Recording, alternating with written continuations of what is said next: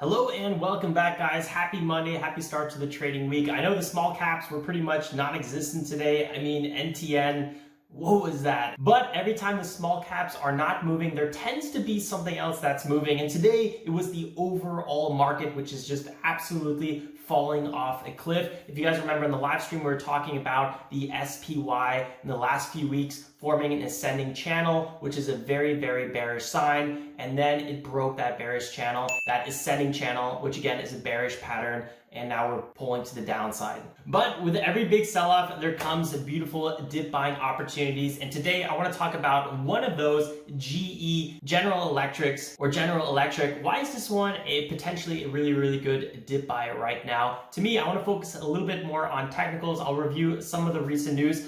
But ultimately, I'm more of a technical momentum trader, so that's what I want to be focused on, as that is what pays my bills. And quickly, before we review GE, like always, I go over the trades I made today. Not too many on NTN. There are a lot of them were dip trades, but I'm going to review that first, and then we're going to talk about GE and any other of our long-term positions. So if you want to skip over the day trade reviews, just go fast forward, I don't know, like a minute or two, and you'll get right into the GE swing trade. All right, guys, off to the charts now. Don't forget to drop a like, guys, if you enjoy the content. I really, really do appreciate it. And if you're totally new here, don't forget to join the community, hit that subscribe button, and join us when we go live every morning at 9:15 a.m. Eastern Standard Time to review the watch list and then trade the market open. I'll see you there next time. Off to the charts. Let's go.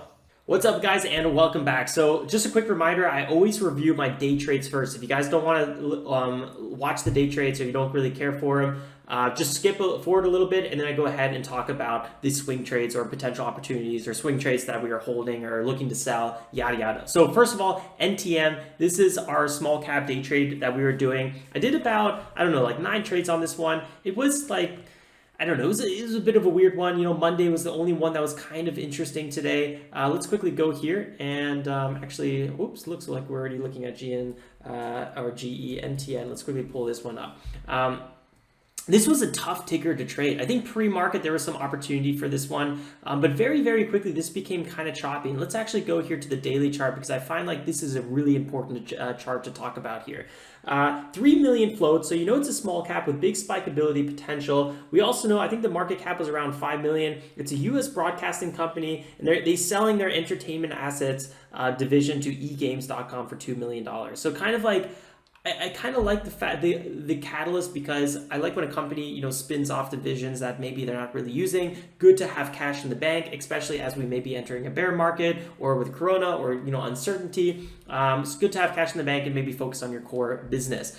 I did like that, but I didn't like the overall daily chart. So we had a big spike here, didn't hold its highs. Big spike here, didn't hold its highs. When we were popping up today, and look at this key area here, 2.5 to 2.7. 2.5 is the key psychological zone. 2.7 is where we had a lot of tops and bottoms, right?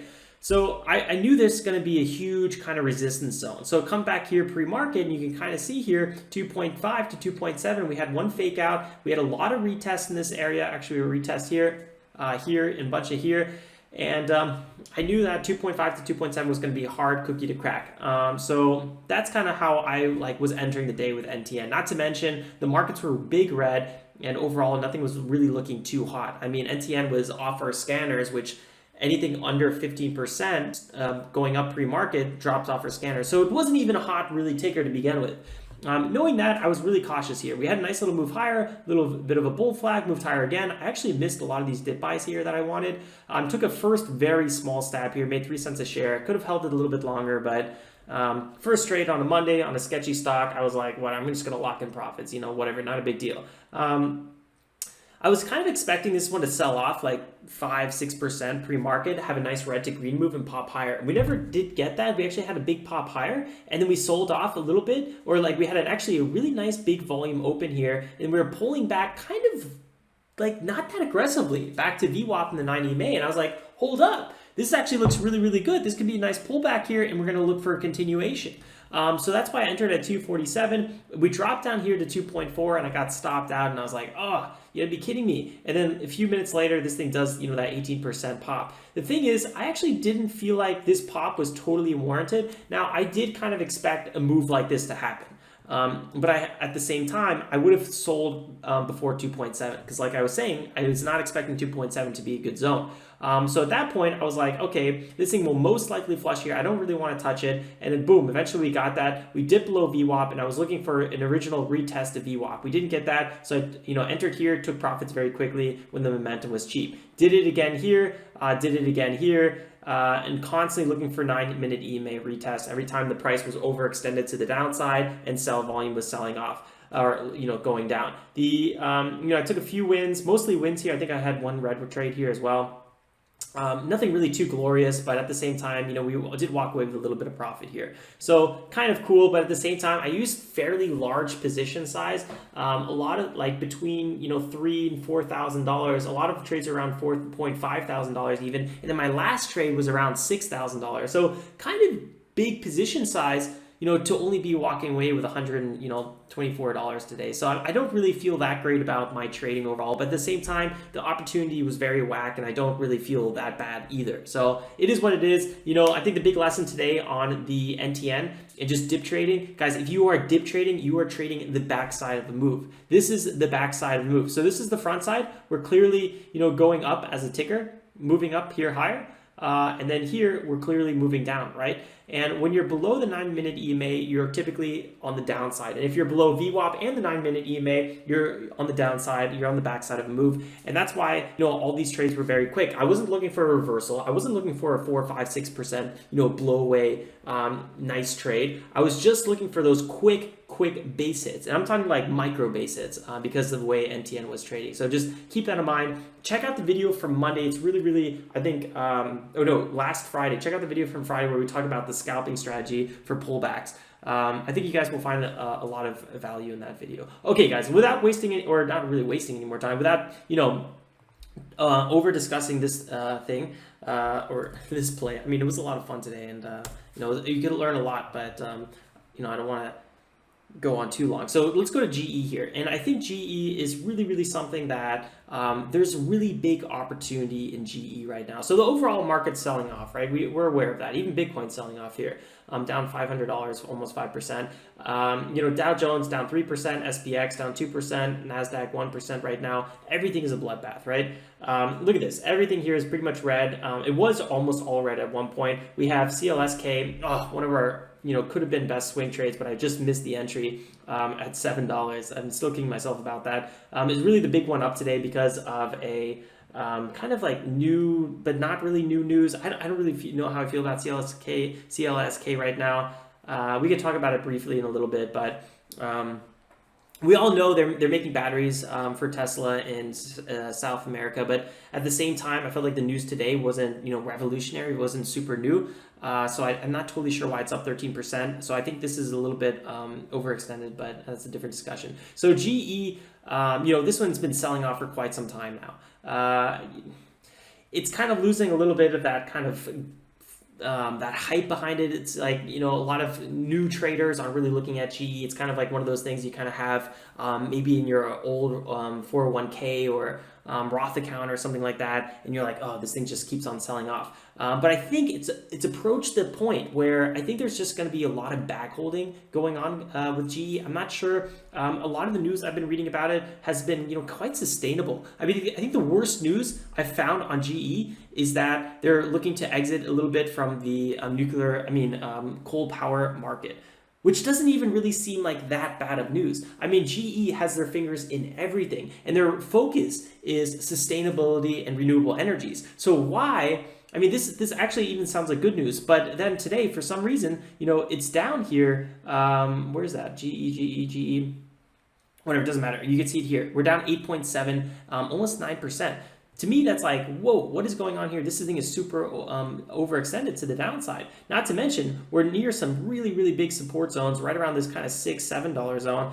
We were also down in these areas before, just in 2018, I think right here, end of 2018. Also here, where's this one? And March 2020 during the big Corona sell-off, never really bounced that much, and now we're kind of back in this area, even though we actually had some big green volume coming in recently.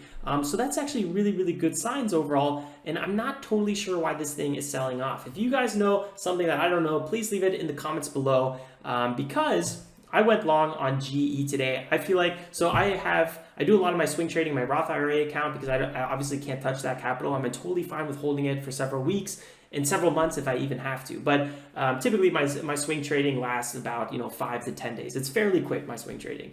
Sometimes even less if I get that trade right away. Because as a swing trader, I'm typically looking for momentum, right? Big breakout, pullback, entry, continuation. It's fairly straightforward. So what I saw here, now we are on the daily, is we had this kind of nice breakout here above the 9 EMA, kind of like something like this, and I started accumulating around 6.7. And then I bought a little bit more on this bigger dip here because I was a little bit not expecting that one. Also looks like the sell volume has been teetering off a little bit. Let's go to the 4 hour and look at this a little bit closer. Big buy volume here, and then we really dipped heavy right around 6.5. We cracked this key zone that I would have probably thought we would have bounced off of, and we're still selling off. So I'm like a little bit on the fence. Is GE a good buy opportunity right now, or does it still have more downside potential? I know that $6 is a big support, and we keep trying to crack these zones, and it doesn't really work. 5.5 was like the big buy zone. The problem is, if we reach 5.5, I mean, we would be down 13% from where the price is now. And I think I'm down, we'll talk about it in a little bit, but I think I'm down like, I don't know, 5% or so, maybe 6%. I've been averaging down here a little bit. So I think my new average is 69 or something like that. So it's like one of those trades where I'm like a little bit iffy about. I kind of like the overall setup here. And I think for me to really give you guys a clean answer is, in the next few days, I'm going to want to follow up on this a little bit more. Obviously, on all the live streams, we're going to talk about our swing trades. But for now, I do want to kind of point out this GE setup because I do think it might be actually a phenomenal setup here if you guys have the ability to kind of wait a little bit, right? This might take, like we recently had our DKNG trade, or we'll talk about that in a second, where this was a fairly quick trade. And you can see this one, we had that breakout, or actually this one looks really good on the daily. I just want to recap this. We had the nice, big volume breakout here. We had a pullback, we entered on the pullback. This is really ridiculous. I accidentally sold 15 shares when I wanted to buy 15 shares. So I ended up buying 18 shares or something like that. I don't know. This was kind of ridiculous. And then we had a nice little continuation. I basically wanted to sell before 55. That was my goal, right? So it's a fairly straightforward thing. Now, if we go back to GE, we could kind of think about like how similar is this kind of overall setup? Well, there's definitely a lack of momentum here a little bit, although we do have big volume, but I'm talking about overall on this ticker, right? With DKNG, it has that Michael Jordan kind of partnership where he's on the board now, board of directors. They had a New York Giants or something like that partnership as well. So they had like these really kind of trendy hot news, while GE is like leaving the coal industry a little bit, or potential upbeat in earnings, or possible cash flow positive in 2020 third quarter. So it's like this news that no 19-year-old Robinhood trader is going to start throwing money around, so it's not typically talked about as much. But I do want to kind of point out that this is a very scary downwards trending chart, but at the same time, it does look like we're in one of those key down bottom or support zones. So if you guys fundamentally believe GE, just as a quick little recap, has been around since 1892. So GE's seen some stuff. And I don't really see this company disappearing, right? I think if anything, a company like this will be most suited to handle a kind of larger, bear market or something like that. It even pays a little bit of a dividend, which I don't really think is anything too interesting to talk about. Let's see, actually go up here a little bit. Dividend 0.58%. Yeah, so nothing too crazy. But at the same time, this company, 61 billion market cap. The float is 8.7 billion. So it's a big company. And I don't really see this one just absolutely disappearing. To me, it's pulled off. It's way overextended to the downside. And I think we might have some really, really good upside potential on GE. Let me know your guys' thoughts. For now, these are my entries. Wait, did we talk about the entries yet? I don't know. Anyway, let's actually go to the 15-minute mark. So it's a little bit more interesting to see. So pre-market, I started accumulating around 6.7. I thought maybe we're going to have a little bit of a pullback again. Surprise, we actually had a massive pullback. If this was in my margin account, I actually probably would have ended up closing the position, stopping out at one point. But since it's in my cash account, it takes 48 hours for me to get the cash back. So what I did was I just decided to average down a little bit.